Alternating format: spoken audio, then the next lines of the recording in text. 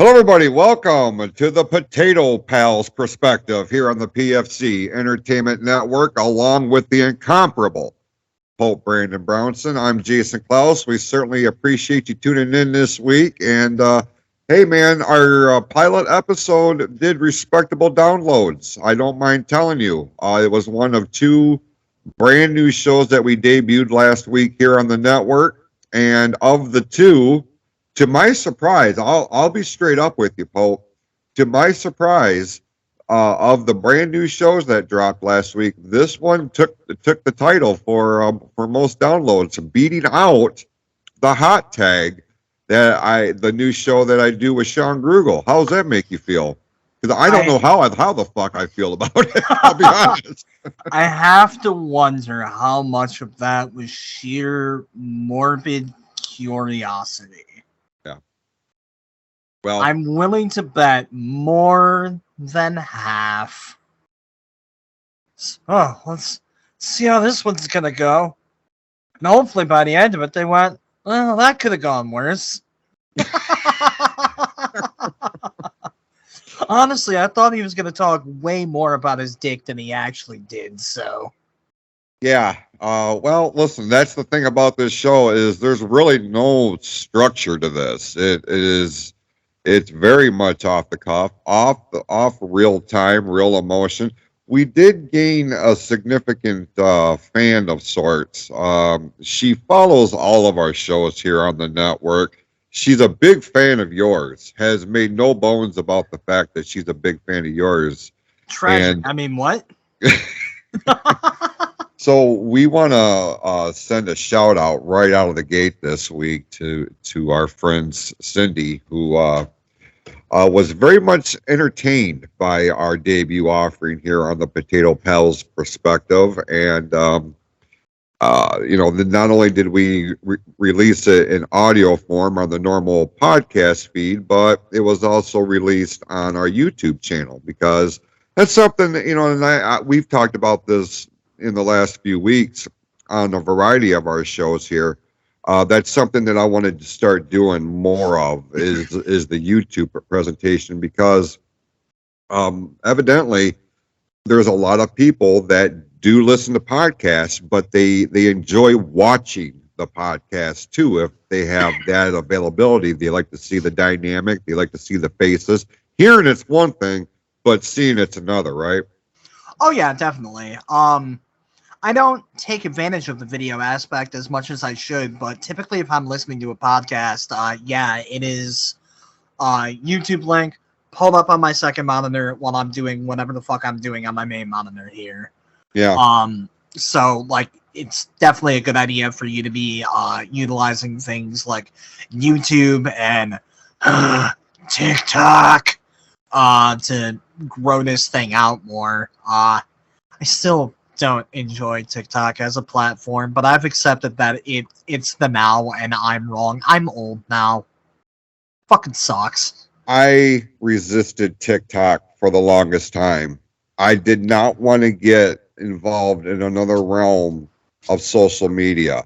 Like I'm already hip deep in Facebook because that, even now, that is the go-to that a lot of people will go to for information, for the links, for all this and that and the other thing. It's still a very popular platform. For people who are already following you and familiar with you, I would definitely agree that Facebook is one of the better resources out there.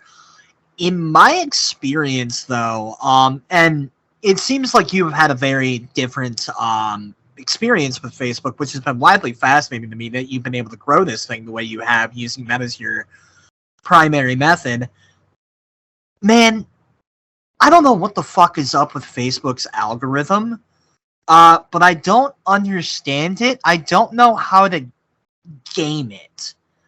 And I have the same issue with Instagram, and it's the reason I won't even bother with Threads because I'm sure it'll be once again the same issue. Their algorithm just be throwing fucking whatever into my feed. And presumably into the feeds of everyone else I know. Anytime I talk to them, it's just, man, I got this really weird shit advertised to me on Facebook. Oh, why? I don't fucking know. case in point, there was like a 8-month long period in my life where I kept on getting the exact same article from like a billion different English news Facebook groups about how the English Breakfast Association has decided that replacing one thing with another is not like an official English breakfast. I'm thankful it's been long enough to where I don't have the article memorized anymore. I was able to spitball it for a minute. So with that in mind, typically when I'm going to promote somewhere, it is like Twitter or TikTok, unfortunately, more to circle this all back around. Sorry for the sidebar. Nope, that's what we do here on the network. Just F-bombs and sidebars. God, that's what we should have named the fucking show. Speaking of, since you mentioned that this is a YouTube show, magical better camera angle mode. Whoa! Stunning 3D. I'm gonna hype this jar of weed. I forgot that was there. You never know what you're going to get here. Potato Pal's perspective. There's Phenomenal. one thing you know you're gonna get: my fucking bombed ass desk. Listen, I have seen Dave Meltzer's office. Okay? You are a far, far, far cry from that monstrosity. So, this is a shoot. There have been moments in my life where, like, I felt a little bad about, like, how disorganized my desk is, where I've just pulled up any episode of Dark Side of the Ring, and I'll wait until they show Dave Meltzer in his abandoned war bunker of an office, just so I can feel better about myself. And Hey, it works. Let me ask you this. And I know we're going to be all over the place here, and this is something that I guess could and should be more geared towards one of our wrestling shows here. Either Turnbuckle Time Machine is in a rebrand. There is no more Turnbuckle Time Machine. Yeah. We just dropped the last episode this past weekend, or the hot tag that I talked about here in a moment ago. But, you and I, wrestling is very much a part of our lives. And, oh, yeah, definitely. You don't just go on strictly what is being presented to you. You like to go beyond the headlines or what have you. Yeah. What is your opinion of Dave Meltzer and the Dave Meltzer types that are putting out these quote-unquote newsletters? I refer to them as dirt sheets. I've always referred to them as dirt sheets. In my opinion, Pope, this is part of the thing that has ruined the professional wrestling. Absolutely. What is your opinion on Dave Meltzer? So I will start off with Dave Meltzer as a person. He seems fine. I can't say I'd get along with him, but nothing about, like, Dave Meltzer, the man. Like, he seems like an okay enough person. He seems like the kind of guy who'd help an old lady across the street. I will give him that credit.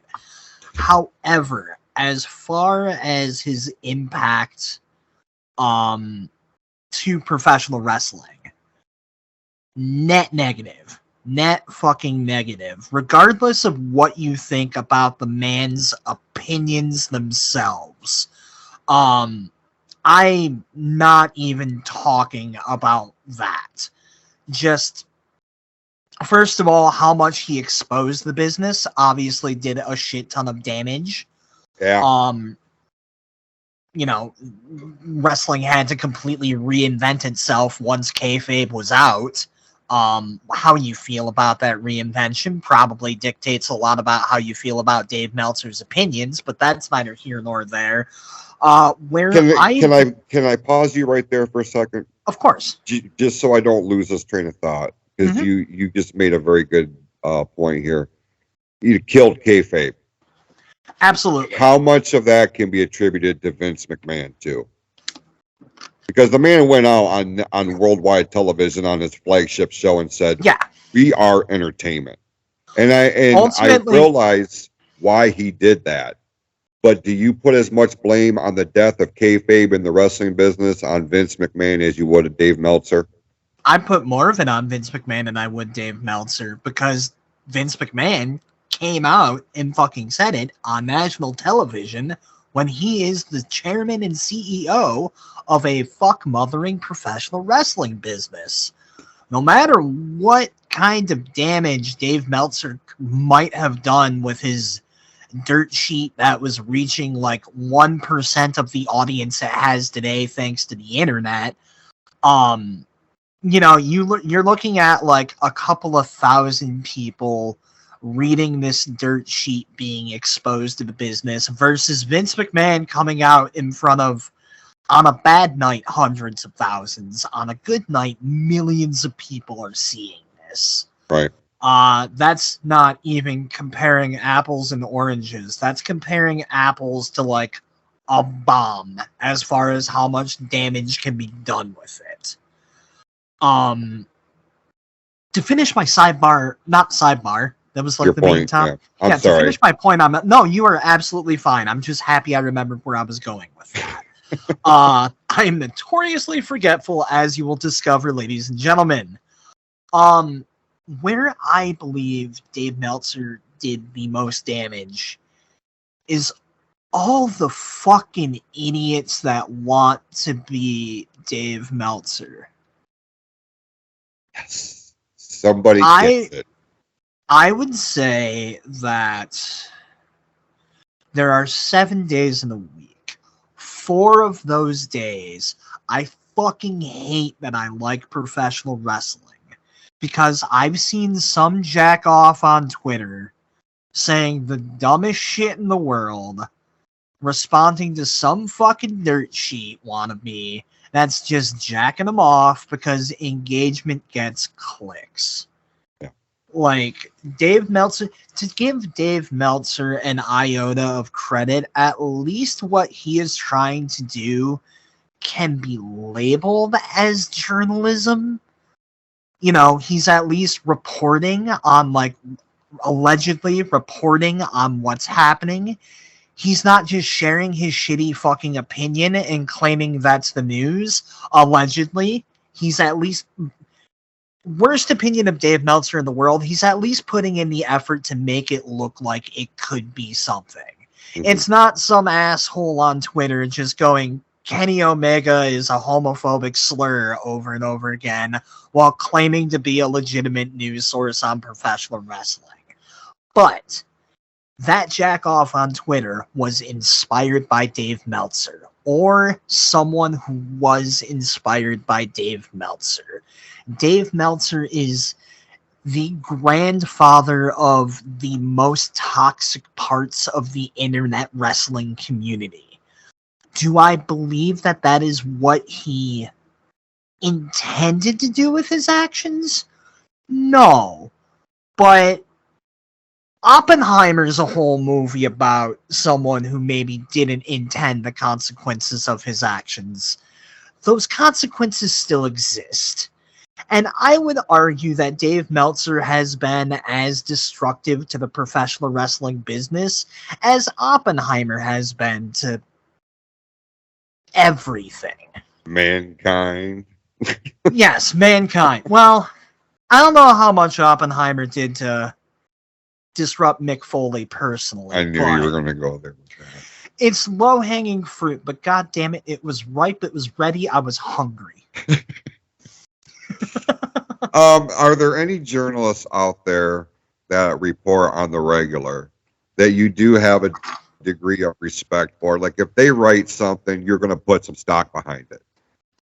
So, anybody off? I mean, is there a specific website that you will go to if you need to know something that is as close to legitimate news as you can get? What's your go-to? Typically, I will go to Sean Ross Sapp for something like that.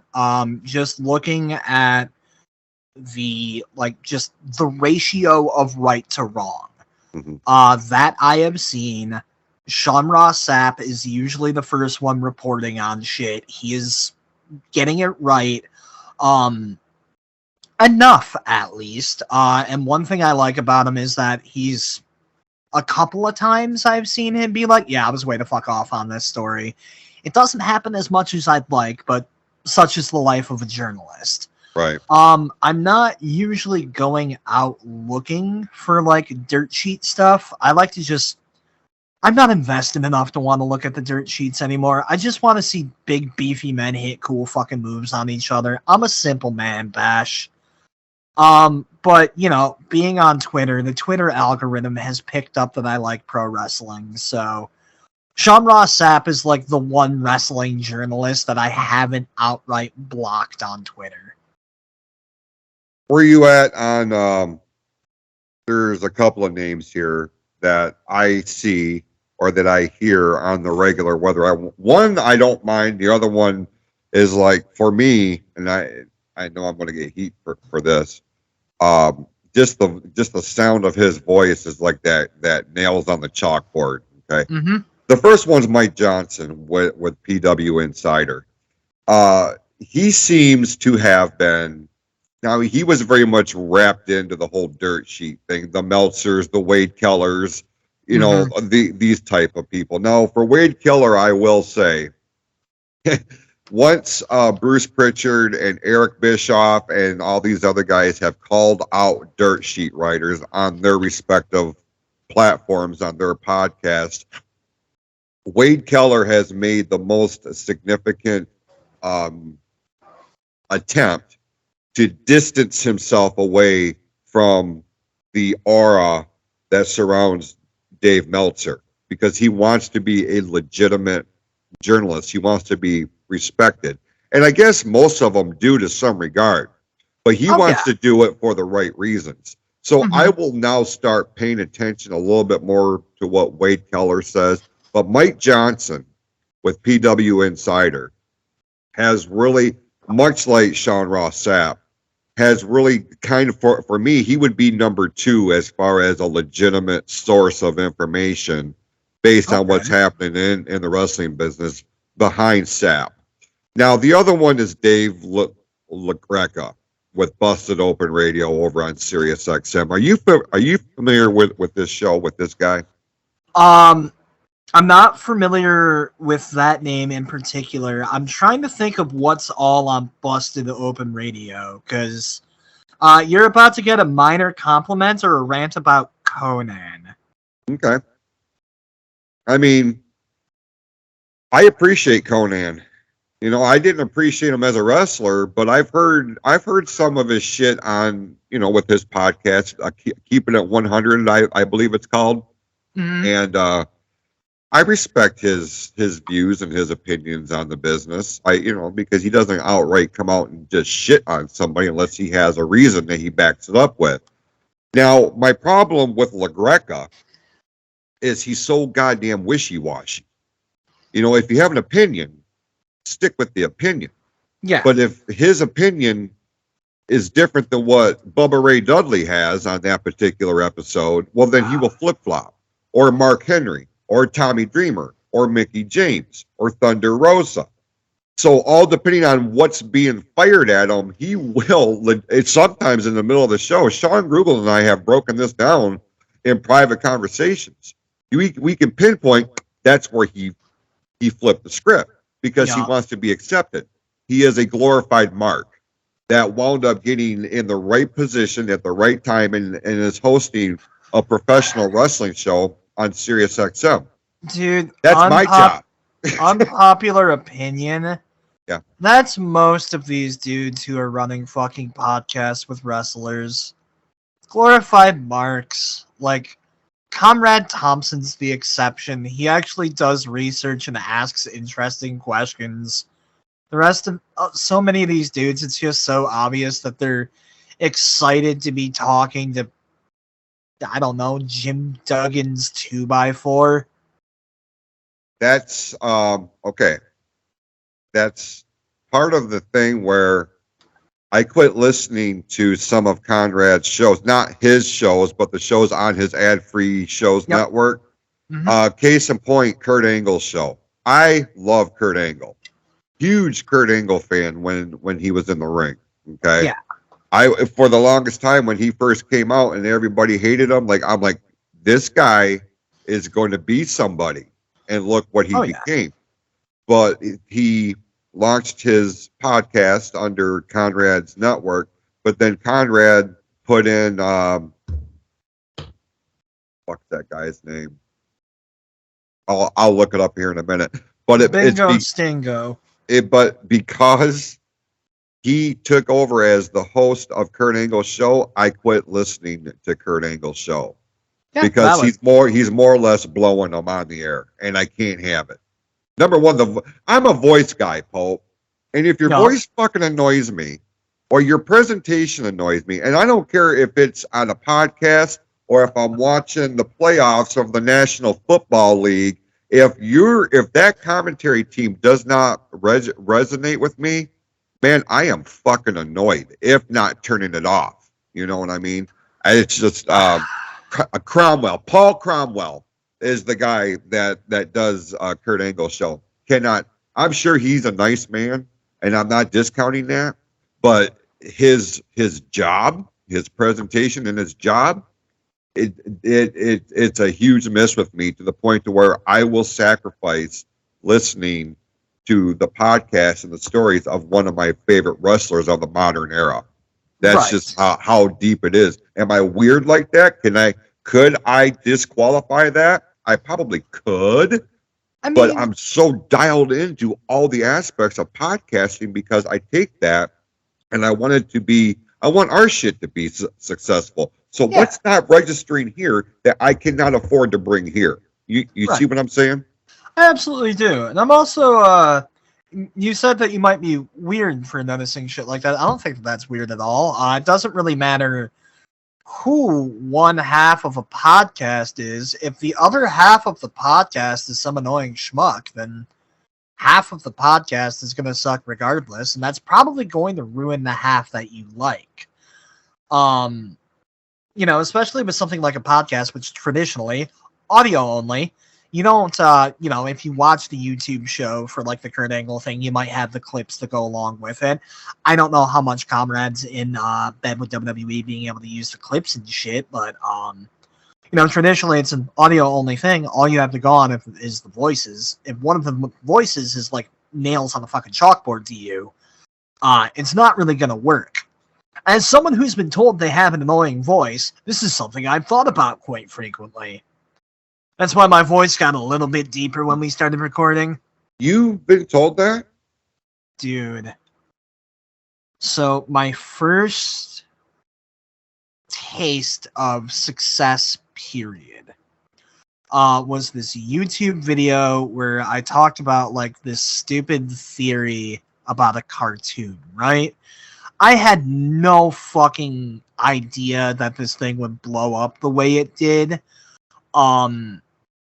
So my presentation was very lackluster, and my voice was just like, I think I had like a little bit of a cold, so it was just high and nasally, did not sound great.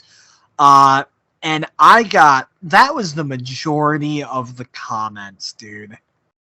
This video had it wound up getting almost 1 million hits, and the comment section was just railing on my voice.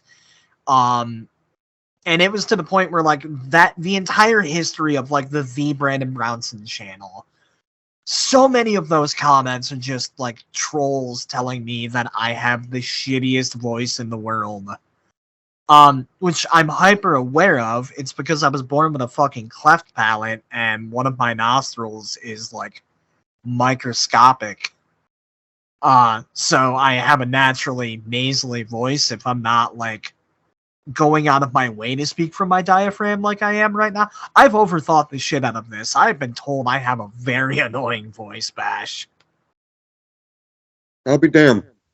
It just never, that thought just never has ever occurred to me. Not from when we were working in MWO. I put you on the goddamn broadcast team for our television show. I mean, in fairness, by that point in my life, like I was maybe 18, 19 years old when that video blew up.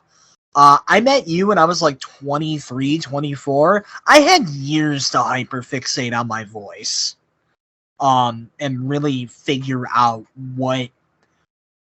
how to speak, how to speak like you're someone, using your diaphragm, actually, incorporating charismatic elements to like the way that you're talking, the hand gestures, shit like that. Just kind of reteaching myself how to communicate with the world through the lens of being an entertainer, which essentially is how I wound up with the Pope Brandon Brownson character.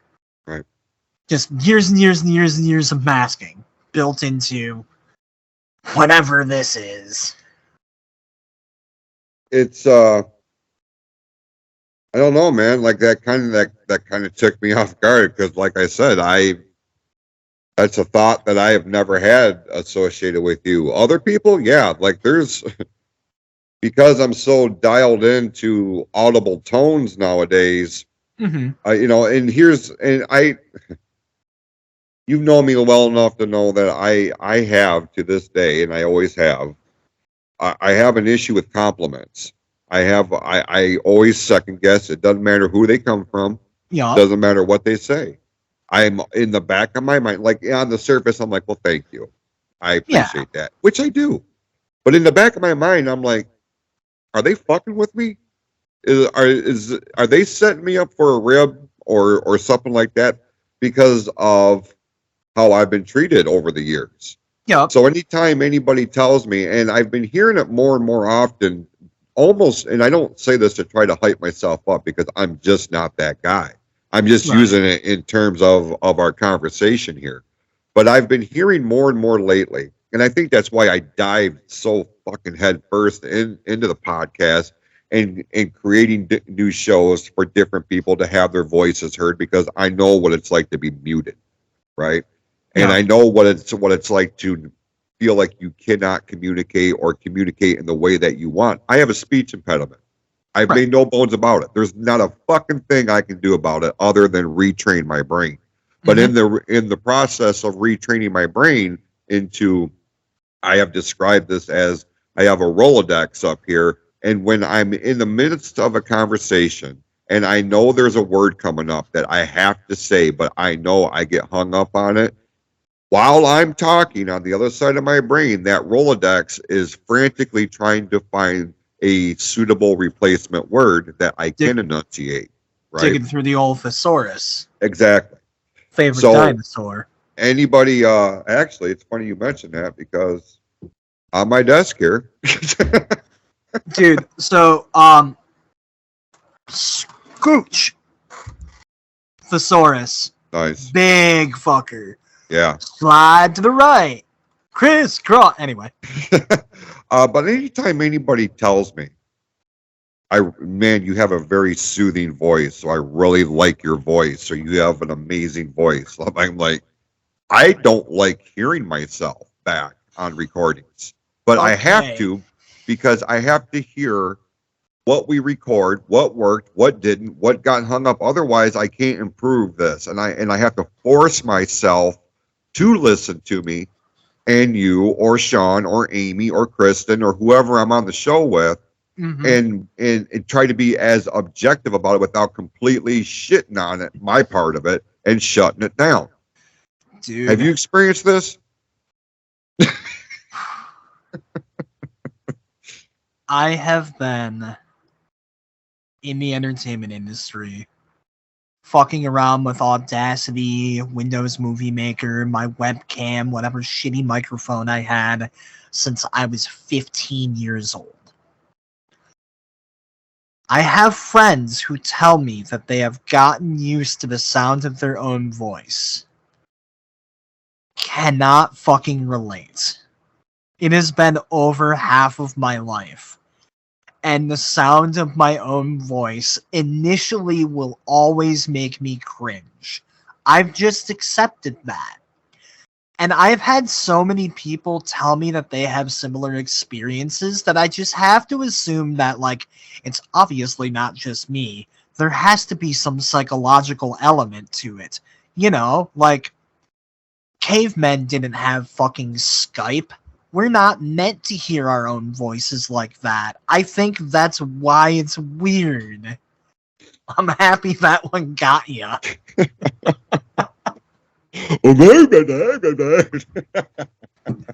Can you just imagine that? Just some fuckboy caveman just like on a Omegle stroking his fucking shit, just show tit.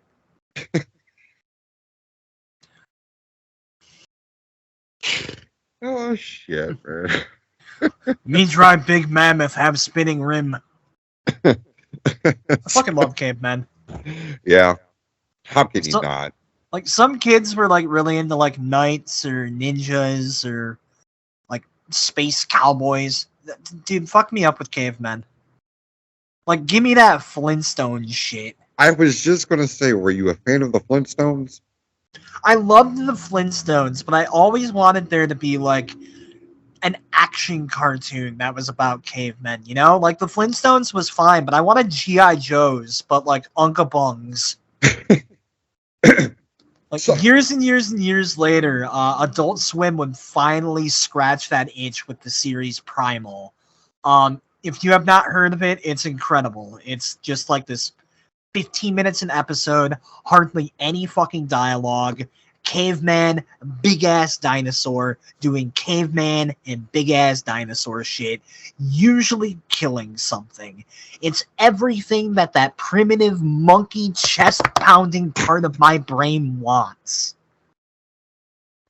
I really hope that was audible. It was. I heard. Kick ass. I've not seen it. I've never even heard of it. Dude, it's fucking awesome. It is on HBO Max, I think. Okay. That makes sense. That's the one that owns Adult Swim. I think they've got at least 2 seasons. They might be up to season 3 by now. I'm not 100% sure. I'm not caught up on it. Mhm. But it's really fucking good, dude. Like, it is... I'm always astounded by what can be done with animation outside of, like, the typical Simpsons and kids animation type shit. A lot of people would assume, oh, well, Pope, that means you like anime. Cannot fucking stand anime. There's like a handful of tropes that appear in every anime that just annoy the shit out of me. So when I find something like Primal, I cling to it so desperately. You can do so much, you can do whatever the fuck you want with animation. You are limited to what you can think of and what you can draw. And I think that's just neat. No matter how good we get with CGI, we will never have the freedom in a live action film that we do with animation. Have you explored, kind of dipping your toe in the animation pool at all? I have. With all the technology and shit that they have nowadays? So I have in 2 different avenues. The first being traditional animation. Tragically, I cannot draw for shit. Okay, maybe that's a little unfair. I have had my friends tell me that my drawings look very similar to, like, the comics that would appear in the Captain Underpants books. Okay. Which, while stylistic, arguably adorable, maybe not the most flattering of compliments. The other avenue that I have looked at is 3D animation. In particular, oh god, I'm blanking on the name of it right now. The video game company Valve, they're the people that own Steam. They created like the Half-Life games, the Portal games, very renowned developers. They released the tool that they use to make cutscenes for anyone to do whatever they want with. And there is some very cool and also very weird and mostly porn stuff that has been made with that. I have always wanted to like sit down. Source Filmmaker. There we go. Source Filmmaker. I've always wanted to sit down and learn it, I just haven't had the time to dedicate to it, you know? Only Mhm. so many hours in a day. It is completely foreign from anything I've ever fucked with before. I hoped that maybe, well, I have experience in all these other little weird areas. Maybe something will try. Nothing translates, dude. Really? Yeah, like, I guess if I were to get to the point where I had my animation made and I was editing it, I'm sure at that point I would start to feel more comfortable. Like, I did video editing for years. I still do it occasionally, freelance. Right. But the modeling and the posing, getting the actions to do, like, getting the characters to do what you want them to do, that is a completely foreign skill set to me. I hope to one day find myself with the time to learn how to do something like that. That is some weird esoteric shit that seems right up my jack of all trades alley. I just accept that that is going to be quite the commitment, time-wise, that I would not be able to justifiably do right now with all the other weird shit that I'm working on. Bucket list. I get it. And you said bucket list, and that has also been a topic of conversation that I've had with other people, especially this time of year with the new year and all that. It's that like, makes man, a lot of sense. why, we talked last week about my stance on resolutions versus goals. Well, part of the sidebar of the goals is a bucket list of things that you would ultimately like to do at some point before you pass on. Oh yeah. I have kind of toyed with that off and on over the years, but my number one has remained the same. There has not been a thing that has eclipsed my number one item on the bucket list, and it's not even all that extravagant. It's just I have not had the time or the resources or anything like that because obligations, kids, and all that. My marital status has been fucked for a while here, and this is not the time nor the place to go into that. But I say all that to say, coming into 2024, my personal life looks dramatically different than it did a year ago. Yeah. So I now have renewed inspiration and motivation to use my newfound time to really dive headfirst into the network. Things like this, things like all the other podcasts, ONTV with Klaus and Q. We've got another show in development for ONTV. So that's going to be two. Oh yeah. So that's going to be 2 TV shows, 9 podcasts. As a quick sidebar from the ONTV thing, I need you to know that, like, I'm not going to go ahead and say where I live on the show. I'm not going to dox myself like that. But I live pretty close to the ONTV studios. Legitimately, the only reason that I have not been like, hey, maybe I should do a guest appearance on one of them is because I do not trust my abilities to not say fuck on ONTV. I've dodged that bullet once. This is one of my favorite stories with you. And I'll go ahead and share it on the air here. Because dude, go for it. This is a fun one. We were doing okay. Let's provide a little bit of context, a little bit of backstory for those who don't know or have extensive knowledge of this part of our history, of our story here. This could probably be an episode in and of itself in the future. I'll try to nutshell it here. I meant just I just meant like the entire us and the MWO thing. Yeah, for sure. No, feel free to tell the director's cut on this one. This is a damn good story. So we would do once a month live television and cable broadcasts through Orion Neighborhood Television, which is a community access station located in Lake Orion, Michigan. MWO and ONTV have had a long-standing business relationship that dates back to 2006. Very first time I met Joe Johnson and Tim Williams. We did the TV tapings at the old Oakland University studio before they moved over to their new facility where they're at now on Joslin Road. Now, when they moved over to the new building or the building that they're in now, we were there once a month, and it became. I booked it, I wrote it, I promoted it as our Saturday night's main event, right? Yeah. Because it was legitimate live television, live internet broadcast. Not a lot of promotions had that capability, so I wanted to bring our A game each and every month. Like this was going to. A lot of times we positioned that show, so that was the go home show to our supercards. You see what I'm saying? So people would watch it live as it happened, and it would entice them to go to Richfield Road Church or the Birch Run Expo Center or Bentley High School or wherever the next big super show was. Yeah.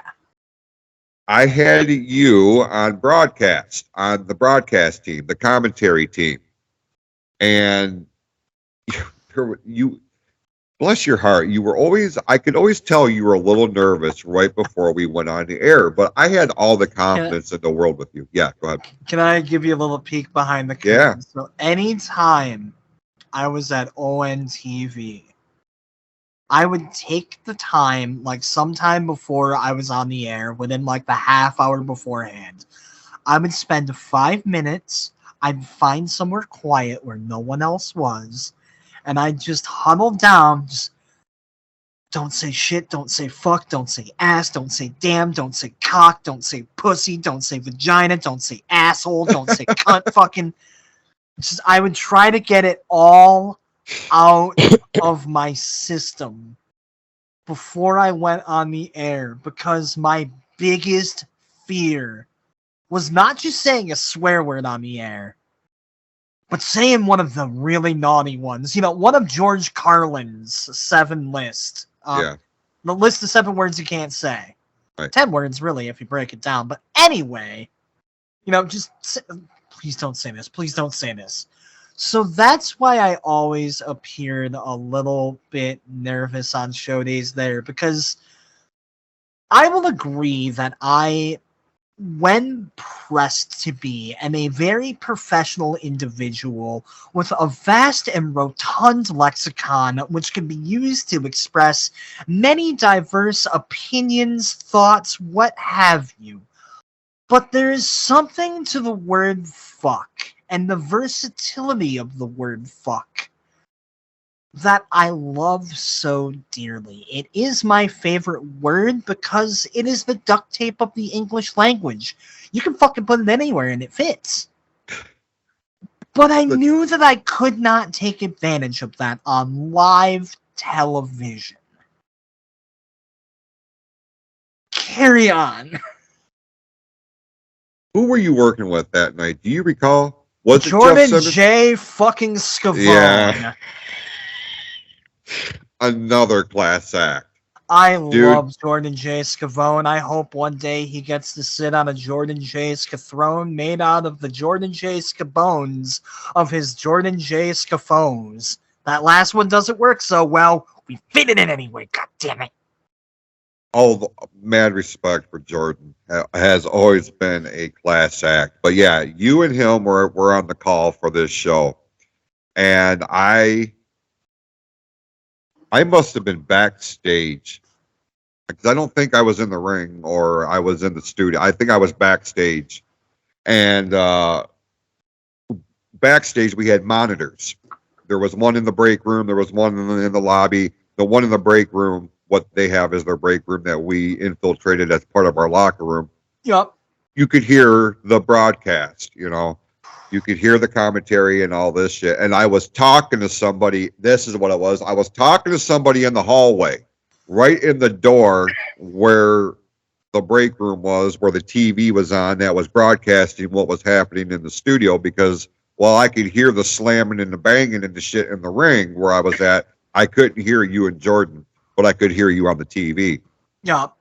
And I could not tell you who I was talking to, but I remember the moment where it registered with them before it registered with me that you had dropped an F-bomb during the broadcast. So here's the thing about that.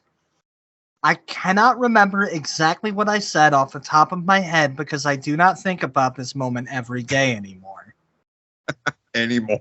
However, upon going back and watching the footage, I did not say fucking. I don't remember exactly what I said.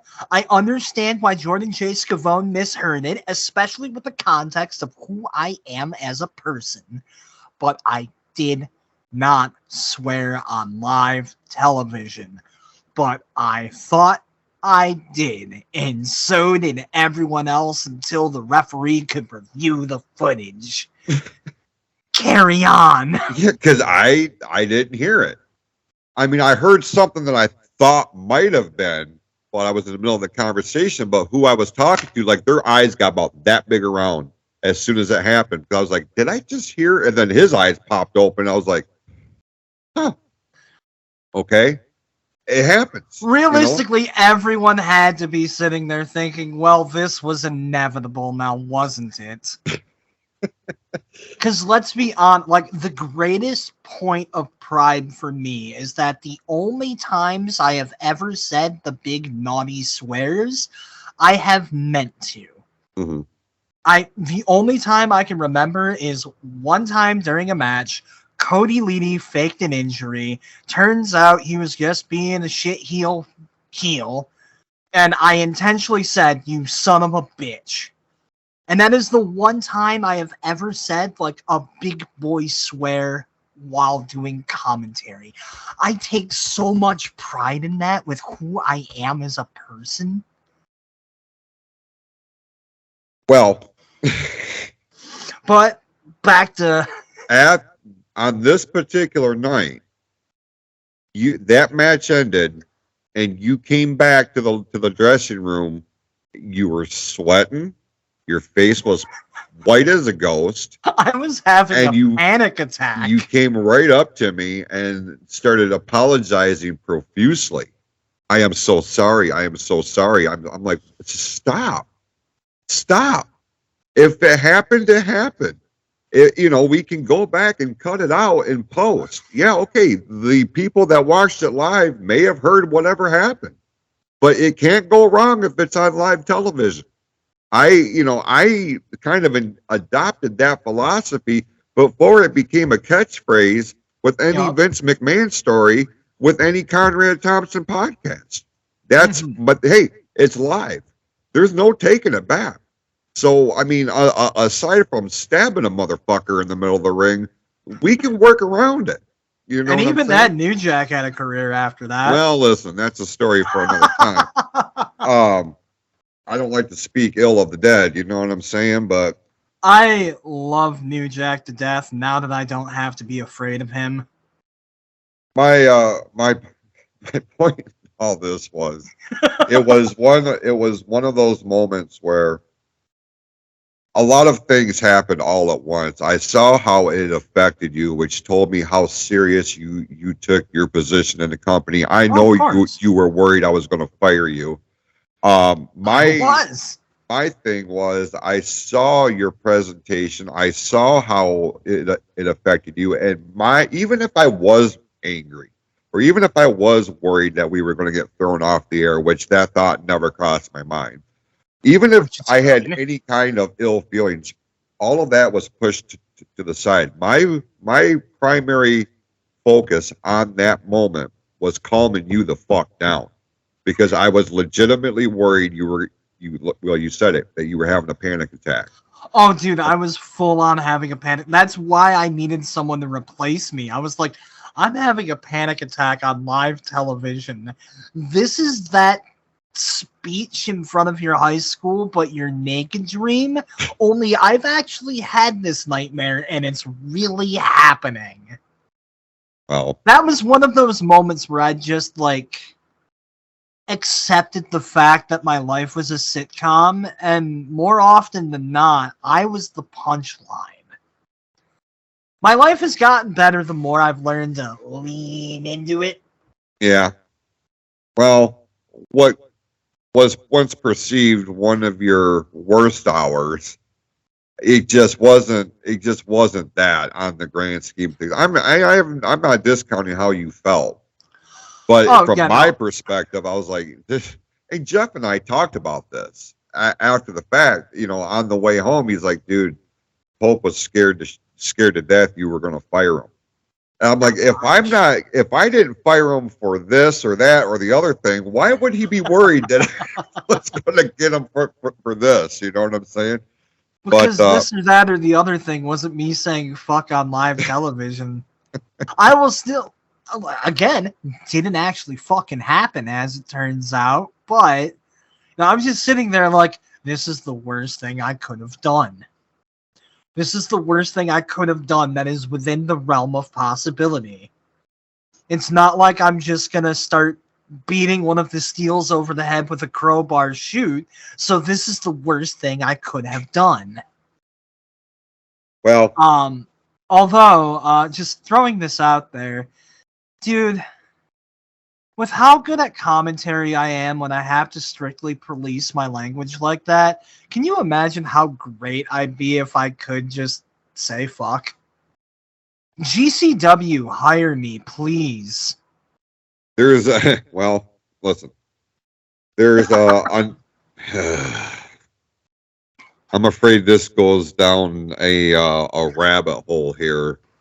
Um, You've got my undivided well, no, interest. listen. In terms of that, yeah, you would flourish in that environment where you didn't have to worry about restraints and ratings and you know the demographic of people watching because you get into a GCW type of environment just based on what their presentation is, you would become the Gorilla Monsoon or the Michael Cole and now nowadays of that promotion if you were able to just be you and not have to worry about anything. I think that would be phenomenal. And any promotion that is on that level to where they have need for a good color commentator or play by play or whatever, absolutely they should take a look at you because you are entertaining, you are knowledgeable, and they would be foolish not to consider you. Hot dog and a handshake. Book me, baby. Um, my feelings on promotions like that are in stark contrast, to yours, and I'm I sure. and I can appreciate that. But God damn it, Pope, Sean and I in launching the hot tag, which you hear on Thursdays here on the PFC network. A lot of the idea from that stemmed from these reels he would send me from these compilation videos of these indie shows, indie workers that are literally pulling out everything, including the kitchen sink, to beat the fuck out of each other. A lot of times, if you look in the crowd, you're seeing young kids in the crowd and things being broken off in the ring and shooting off into the sky. Now there's blame to go around on both sides of this. There's Of blame course. on the promoter for allowing this kind of bullshit to happen to where projectiles can and will and are being thrown into your audience. But the other side of that is the parents. If you do any Absolutely. kind of research on what this promotion is all about, why are you bringing your 9-year-old kid to this? This is not Exactly. something that I would bring my kids to at 15 and 10 years old, respectively. I wouldn't take my kids to the majority of the independent shows that are being presented nowadays because they're all into the hardcore, the death match. They're throwing each other through tubes. Like, Jesus Christ, dude! I saw one where a guy took a legitimate cinder block and bounced I it off saw his dude's that back. I mean, that this is not fucking a gimmicked one. yeah, no, that Mexican clip. I'm Or are not we sure thinking where of it different? came from. Oh, good. We're thinking of different cinder block spots. Love that. Um, I definitely agree that kids do not belong at those fucking shows. It amazes me that they do not have like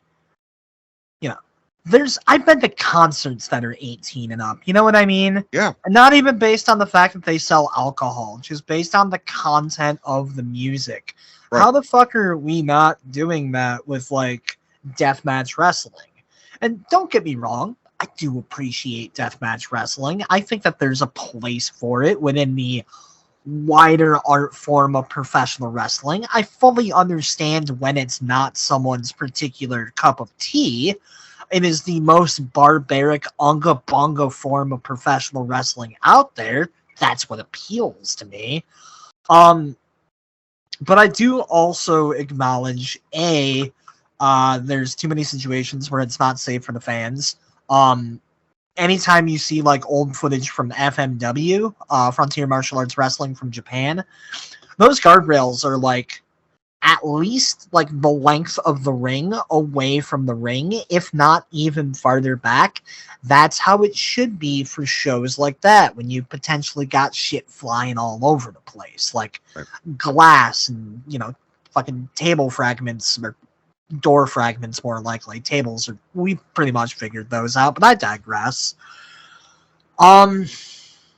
However, I do also have to acknowledge that while I enjoy deathmatch wrestling, I have to at least acknowledge that I'm not going to say that it fundamentally should not exist. Because if you look at it through a fine-tooth comb, what was the Sheik known for? Or Abdullah the Butcher? Or Carlos Colon?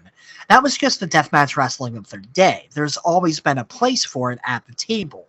The issue I have is that I feel like it has gone way too far into the direction of spectacle without focusing enough about the story behind it. That's it. Don't get me wrong. I'm a wrestling fan. Sometimes I want to see a match just because it's a cool match. And to go on another quick little sidebar there, that's something I don't understand. These people on Twitter who, whenever a match is announced, what's the story behind it? They're two professional fucking wrestlers who've been hired by a fucking wrestling company to fucking wrestle. Sometimes that's all you need. It's Dynamite. Why the fuck is Shelton Benjamin facing Tyson Kidd in 2014? Because it's a cool match. Sit down and enjoy it. Mm-hmm. But at the same token, when you are going to the degree that you're taking a weed whacker to your opponent's grundle, I feel like there should be build up there. Like, a phenomenal example, which you might be familiar, was this little thing called the Pumpkin Patch Death Match. Yeah. Easily the most violent match that I had witnessed in MWO. Most certainly. It had the story to justify it. Right. This was a story now, going to be back... fair, the two participants in said match did not run shit by me, other than this is what I want the outcome to be. I gave all of my trust, and I'm not saying this disparagingly, because my brother was one of the two participants. He was the one that accepted full responsibility, even though his opponent was like, "Are you sure we should be doing this?" Jeff is like, "I'll handle it." But you go back and you look at those pictures or the video footage, and you're absolutely right. It was the most violent match we had ever had in the MWO. But there was a story. Absolutely. Right. And, if you're going to take it to the extreme that we see in modern day deathmatch wrestling, where it's not just good enough to use glass, you have to create some kind of a fucking sculpture of pain out of this glass. There should be a better reason than they're two wrestlers hired by a wrestling company to wrestle. We've gone beyond wrestling. at this point. There should be something going into it. And most importantly, it shouldn't be something that a wrestler is doing on the regular. Like, a wrestler making an appearance in a deathmatch tournament once or a couple times a year, that makes sense to me. That's a calculated risk. How is that more... Well, I can tell you how that's more dangerous than a season of football, but you get the idea behind it. You're accepting that this is like a big risk, not something that you're regularly doing. When you're taking cinder block spots every weekend, like, what's your quality of life going to look like in 20 years? Absolute shit. You know, that's something that I can't help but think about the older I get. You know, what's the quality of life for these guys going to be like in 20 years, 30 years? Are they even going to make it 30 years? I feel like we should probably have you on the Hot Tag podcast with Sean and I to because we are going to do a deep dive on this. Mm-hmm. This next episode that we're going to talk about is the cancel culture gimmick that they got going on in the business, and I got pretty strong feelings about it. But the whole death match, for the lack of a better term, phenomenon or trend, we'll call it trend, is very much on our radar. So it would be interesting to have your take on that, because it's kind of a contrast to how I feel about it, respectfully, you know. Oh yeah, of course. So we'll put a pin in this conversation and make the crossover to the Hot Tag here in a couple of weeks. We'll promote your appearance when that time comes. Hooray. But we just crossed the hour mark here of this episode.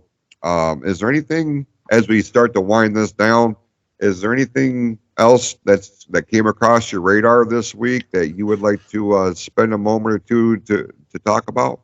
So there is, funny enough, even within the realms of wrestling, there's something that's been happening recently that I can't help but think about my reaction to. Mm-hmm. Now, Bash, you've loved this shit longer than I've been alive.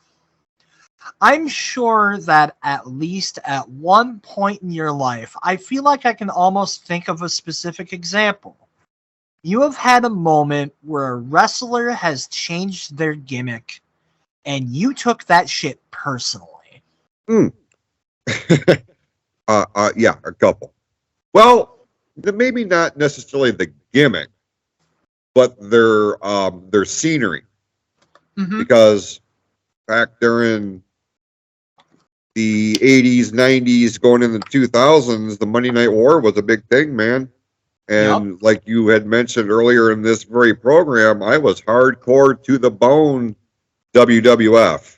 Mm-hmm. When Hulk Hogan left for WCW, That's took it who as I a was personal thinking hit. of. Personal hit.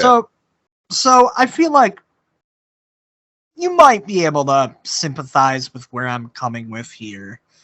There is a wrestler who I describe my wrestling fandom in 3 waves. There was the initial wave where I got into wrestling, 2003-ish, right? Just, I'd never really... Well, I mean, like, I'd seen it before. My uncle was into it when he was a kid. My grandpa was always into wrestling. But, like, I finally sat down and really watched it, and I was hooked. Until somewhere around 2009, 2010, when I was just not into whatever was happening on Raw, and there weren't really any alternatives for me to go to. You know, TNA was on the air, off the air, pretty unreliably at that point, so I kind of fell out of it.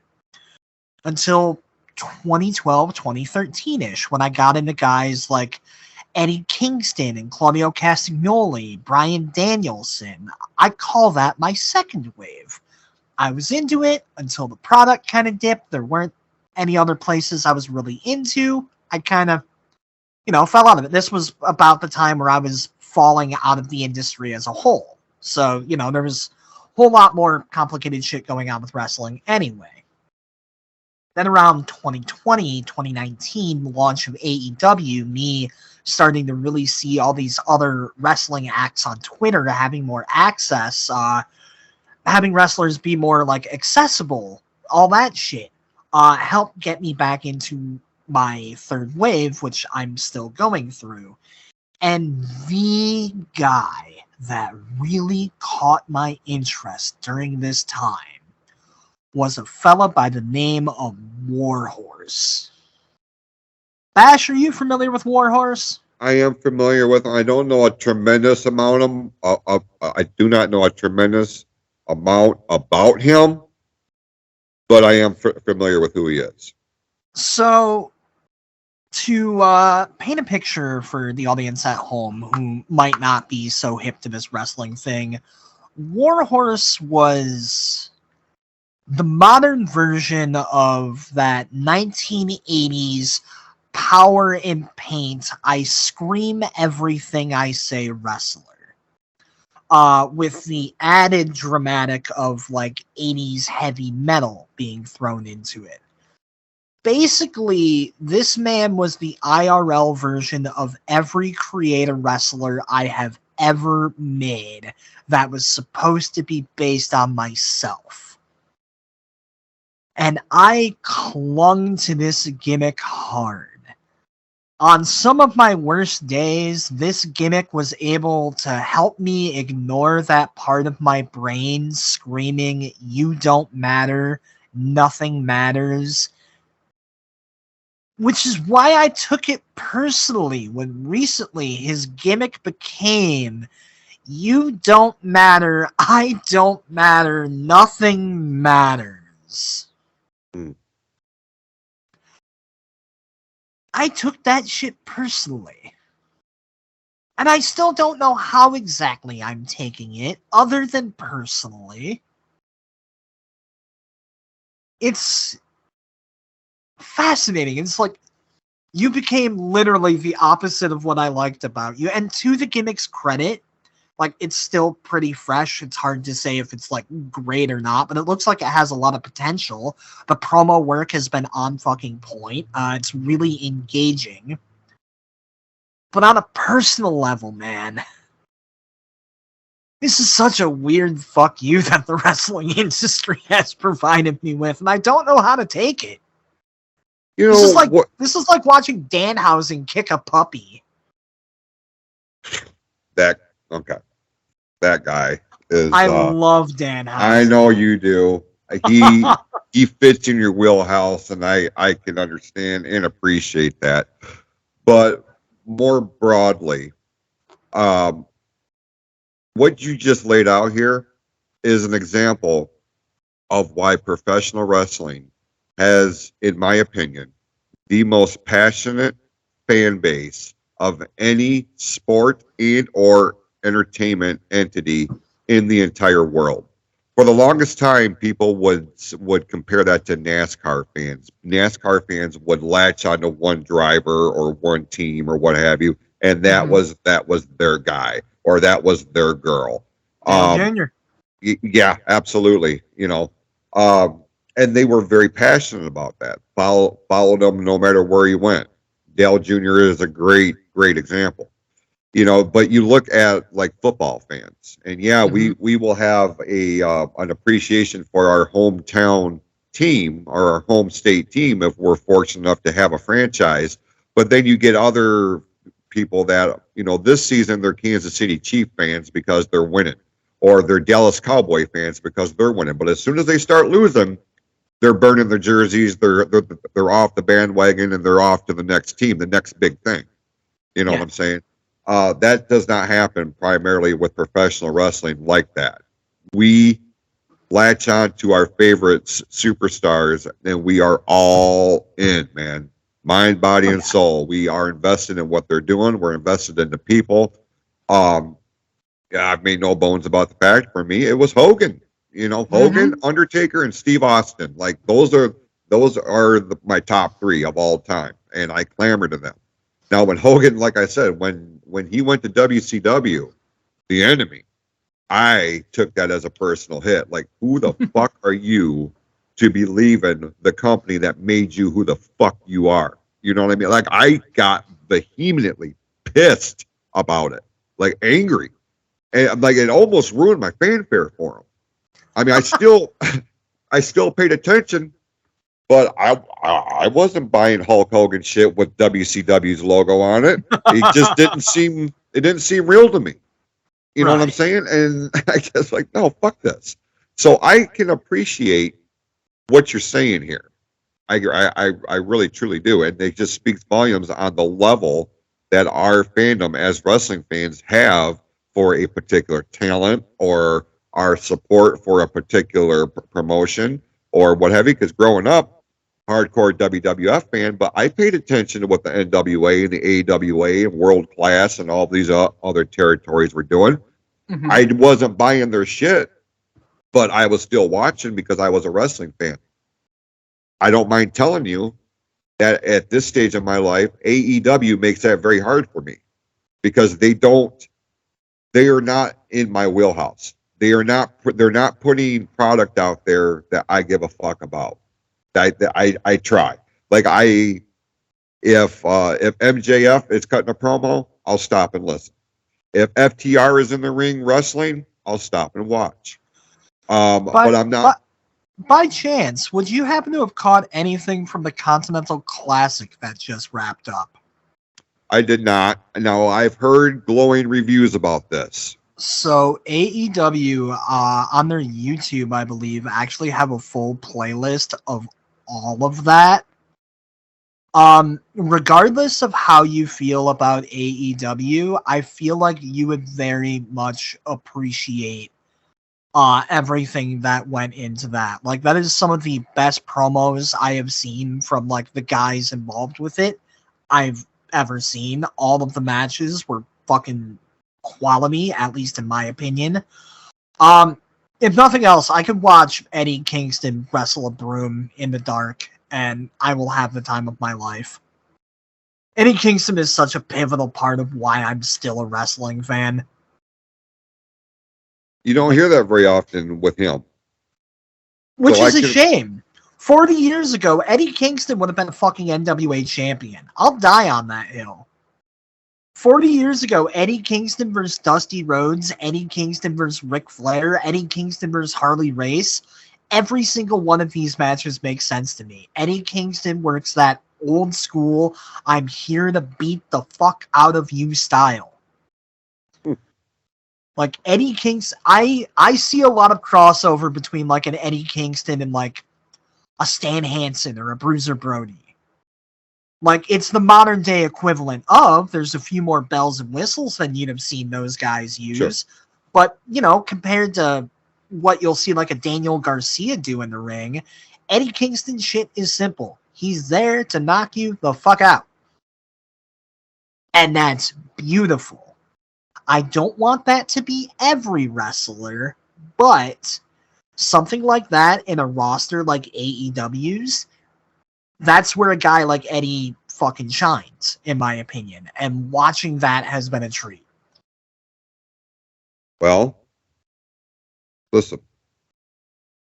He's another one of these guys that I'm aware of. I don't spend a tremendous amount of time watching because I have an opinion on him based on what I have seen and heard, you know, reported in the internet wrestling community.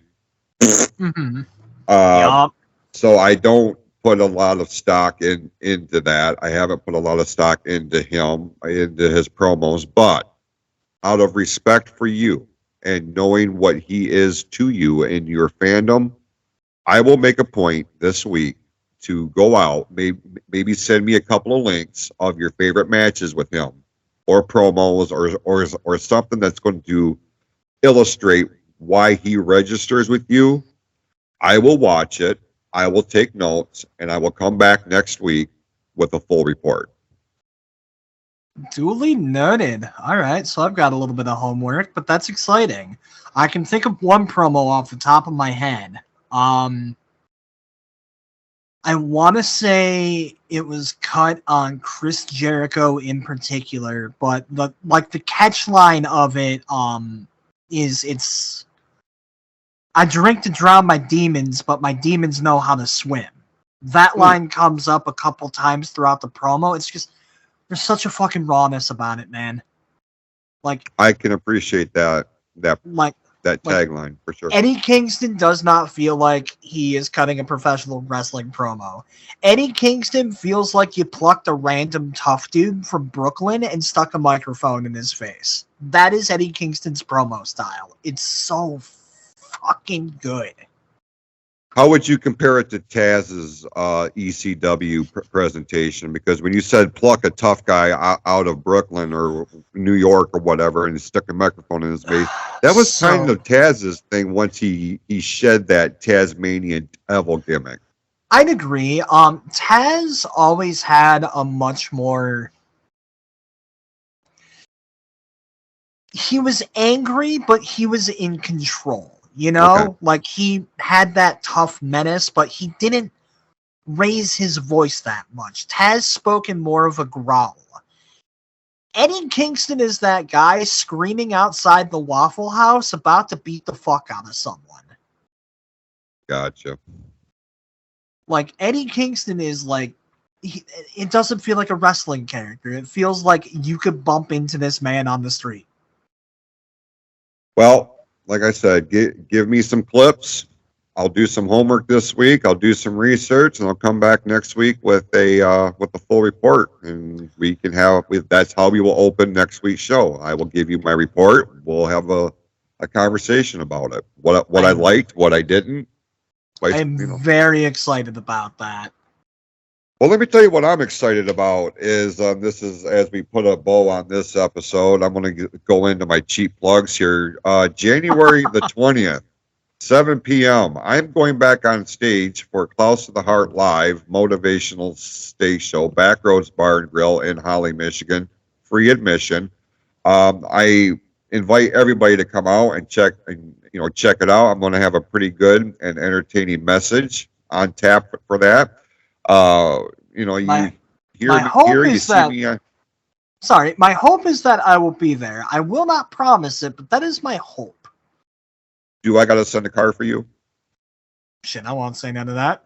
I can probably make that happen. I know people. Make it a thread, baby. Listen, if it winds you bring up the thread, I'll bring the bubbly. It's going to be a goddamn smart car, these roller skate or something like that. But I'll get you to Holly, Michigan on January the 20th for Klaus of the Heart Live. We hope you will think about attending that. It's going to be a good time. Great people over there. They'll take care of you, and I will inspire you. So looking forward to that. Check out the online store. We do have merchandise over there now for this particular show, as well as all of our shows on the PFC Entertainment Network. Head over to cafepress.com/PFC Network, the official online store of the Pure Fury Creations Entertainment Network. Pope, anything else? Oh, just the usual plugs from me. I am also on a podcast called Masks of Mayhem. Basically an audio drama about superheroes. It's great. Recording an episode of that on Wednesday that I'm very excited for.